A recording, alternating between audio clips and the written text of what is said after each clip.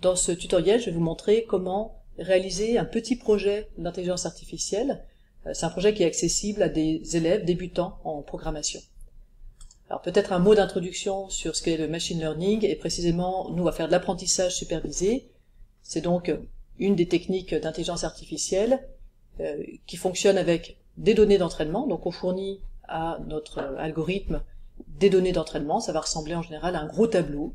Alors ici, par exemple, on a un tableau qui me donne la taille des pétales, le nombre de pétales, et qui donne en sortie le type de fleur correspondant. Donc j'ai une fleur avec des pétales de 14 cm, 7 pétales qui est de type 1, 12 cm, 6 pétales qui est de type 2, etc. Et ce qu'on va faire, c'est que je vais présenter ces données de manière graphique pour qu'on se rende un peu compte ensuite de ce que fait l'algorithme. Donc je pourrais représenter dans un repère avec sur un axe la taille des pétales, sur l'autre le nombre de pétales. Chaque point correspond à une entrée du tableau. Et chaque couleur correspond à un type de fleur. Donc voilà, on fournit ça à l'ordinateur, donc sous la forme d'un tableau, mais nous, on va le regarder visuellement pour essayer de comprendre un peu ce qui se passe. Et ce qui va se passer, c'est que l'intelligence artificielle va s'entraîner avec ces données. Alors, c'est rien de magique, hein. Simplement, ce qui va se passer, c'est que elle va commencer avec un premier modèle, par exemple, ok, les fleurs de type 1 sont en haut, les fleurs de type 2 sont en bas. Ce premier modèle, il est évidemment très mauvais, et donc elle va utiliser des outils mathématiques pour améliorer son modèle, pour ajuster ici les variables d'ajustement, et obtenir un meilleur modèle au final. Ici, elle a un meilleur modèle avec type 1 à gauche, type 2 à droite. Et une fois que ce modèle est réalisé, on va pouvoir évidemment l'utiliser, ça va être l'intérêt, c'est de l'appliquer à des nouvelles données. Donc maintenant, si je lui donne cette donnée-là, qu'est-ce qu'elle imagine en sortie?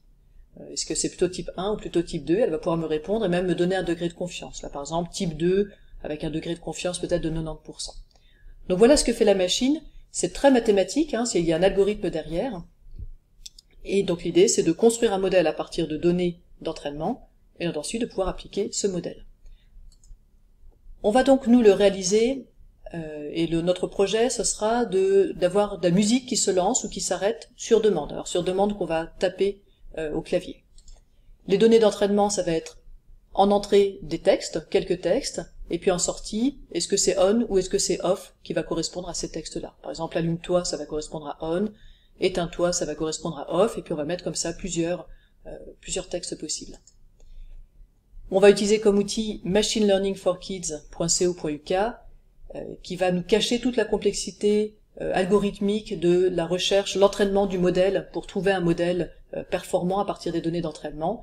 Alors c'est une partie qui est évidemment intéressante mais qui est difficile, donc c'est l'intérêt là d'utiliser quelque chose qui est déjà tout programmé. Je vous mets des liens en description si vous avez envie de creuser. Et puis on va utiliser Scratch pour utiliser le modèle qui aura été fourni par Machine Learning for Kids. Alors c'est parti. Je vous laisse ouvrir un navigateur et faire une recherche Machine Learning for Kids.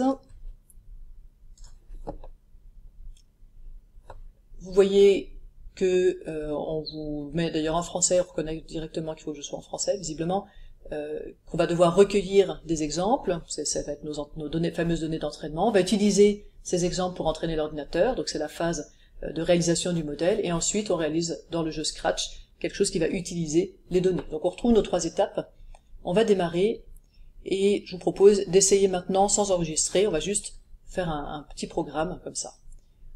On va créer un nouveau projet, on va donner un nom au projet, et on va dire que ici ce sera du machine learning avec de la reconnaissance de type texte.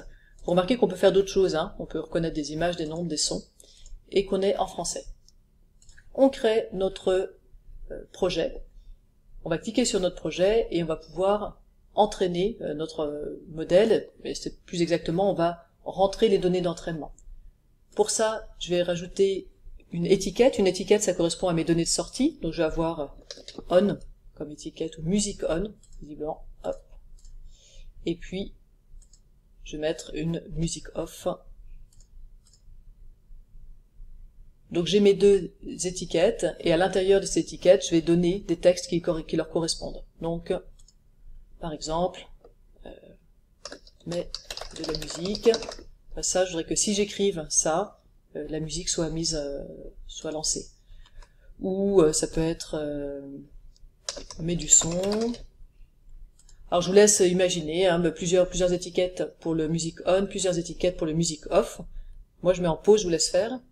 Et je reprends, j'ai donc 5 exemples de texte qui vont me donner, j'aimerais que ça donne music on, et 5 exemples de texte pour lesquels j'aimerais obtenir music off. Une fois donc que vous avez rempli ces étiquettes, on va revenir au projet et on va passer à la deuxième phase, on va donc apprendre et tester. Donc c'est là que Machine Learning for Kids va nous fabriquer un modèle. Donc on va lui dire entraîner un nouveau modèle d'apprentissage machine. Alors ça prend un petit peu de temps qu'il s'entraîne. Et voilà, à partir des exemples de textes qu'on lui a donnés, il a fabriqué un modèle qui est censé pouvoir ensuite être un bon prédicteur de ce qu'on voudra faire, est-ce qu'on voudra faire musique on ou musique off. Je reviens encore au projet. Alors on peut tester, si jamais, donc par exemple si je dis allumer son, qui n'était pas une étiquette que j'avais proposée, qui n'était pas un texte que j'avais proposé, il pense que c'est musique on avec 97% de confiance. Alors je vous laisse en tester d'autres, on va revenir au projet et on va utiliser maintenant notre modèle. Alors, vous voyez qu'on peut l'utiliser dans plusieurs langages, notamment en Python, en Scratch. Nous, on va faire du Scratch pour faire vraiment très simple. Donc, je vais ouvrir Scratch 3.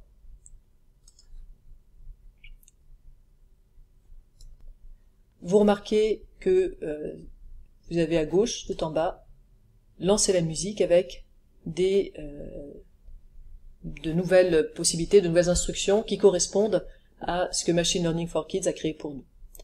Alors ce que je vous propose de faire, c'est simplement de mettre une petite radio, on va dire des textes, et en fonction du texte qu'on donne, qu'on écrit, elle dessinera des petites notes de musique ou pas.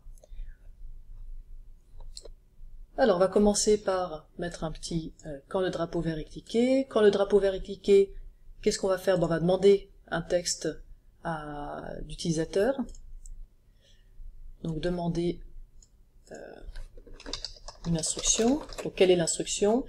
Et puis la réponse qu'on obtient, eh bien on va demander à notre modèle de reconnaître le texte auquel ça correspond. Puisque le propos c'est de mettre ça dans une variable, on va aussi reconnaître la confiance, tant qu'à faire, à laquelle cette réponse qu'il attribue pour ce texte qu'on lui donne. Donc je vais créer deux variables. Je vais créer une variable label, donc est-ce que c'est musique on ou est-ce que c'est musique off, et je vais créer une variable confiance, donc à quel point il pense que c'est musique on ou musique off. Et puis je vais mettre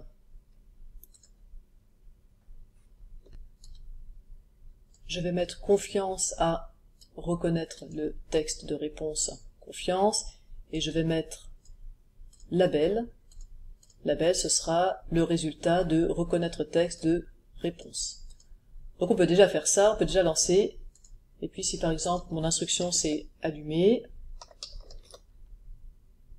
je vois qu'il pense que c'est musique on à 42%. Et maintenant ce que je vais faire, c'est que je vais simplement faire un petit une petite condition. Si mon label,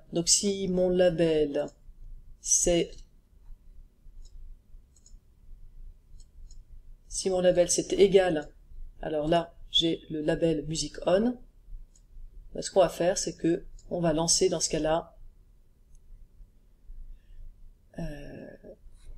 dans événement, on va envoyer le message, un nouveau message qui sera lancer musique.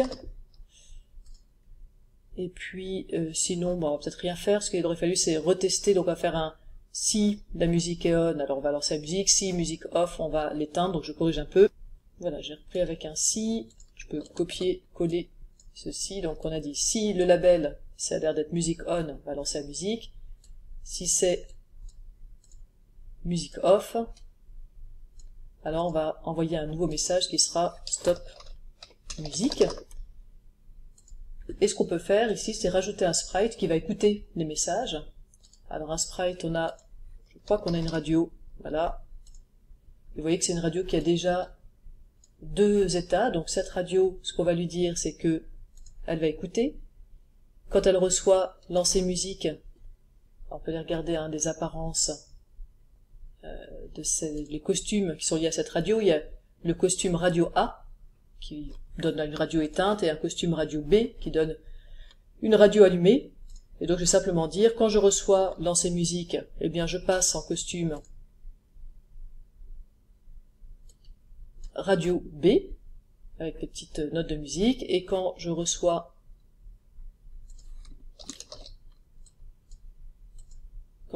stop musique, je passe en radio A. Alors on va tester tout ça, on aurait pu le tester d'ailleurs déjà un peu avant. Donc quelle est mon instruction? Stop, on va faire juste stop. Qu'est-ce qui se passe quand on fait stop? Il pense que c'est musique off, mais il a que 16% de confiance en lui. Si je lui mets stop musique, alors là il pense que c'est musique off avec 82%. Si je lui mets lance la musique, il pense que c'est musique off à 73%, donc là il se trompe. Alors une chose qu'on pourrait rajouter, je vais vous laisser faire, le tutoriel est déjà bien assez long, c'est peut-être rajouter par exemple ici une instruction de se dire que s'il n'est pas confiant au moins à 50%, on fait rien, on lance pas de message. Et puis on pourrait compter par exemple les fois où il se trompe pour avoir un petit compteur pour nous et dire il s'est trompé ou ne s'est pas trompé, et puis essayer de compter et de voir le pourcentage d'erreurs qui sont commises. Voilà, je vous laisse avec ce début de code qui est évidemment améliorable. On pourrait aussi mettre un arrière-plan, on pourrait faire plein de choses. On pourrait aussi rajouter dans notre modèle, faire un nouveau modèle et puis qui apprenne par exemple à reconnaître quand est-ce qu'on veut allumer ou éteindre la lumière, et puis du coup on pourrait éteindre la lumière, allumer la musique, la radio, etc. Enfin, on pourrait faire des combinaisons de choses.